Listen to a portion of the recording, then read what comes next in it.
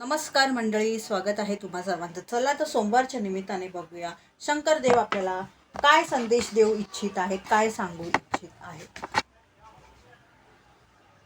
तर हा आला आहे कार्ड आणि कार्डवरती संदेश लिहिलेला आहे stillness external forces. This card empathizes the significance of staying calm and composed amidst external forces and challenges. The current stillness period you are experiencing is a precursor to the upcoming trials that lies ahead.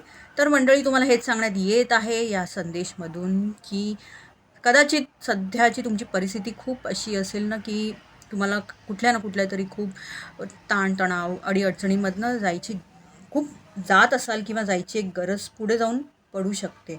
पण सध्या तुम्हाला खूप शांत राहायची गरज आहे, कारण कदाचित मला असं वाटतं आहे खूप जास्त ना थोडं ऑब्झर्व करायची खूप गरज आहे आणि मग काय ते पुढे जाऊन पावलं टाकायची काहीतरी वेळ नक्कीच येणार आहे, हेच देव आज सांगत आहेत आपल्याला. तर नक्की याचा विचार करा. उगाच तडकाफडकी कुठला निर्णय घेऊ नका, कुठलेही पुढाकार घेऊ नका, काही बदल वगैरे करायचा प्रयत्न करू नका, हेच सांगेन. धन्यवाद.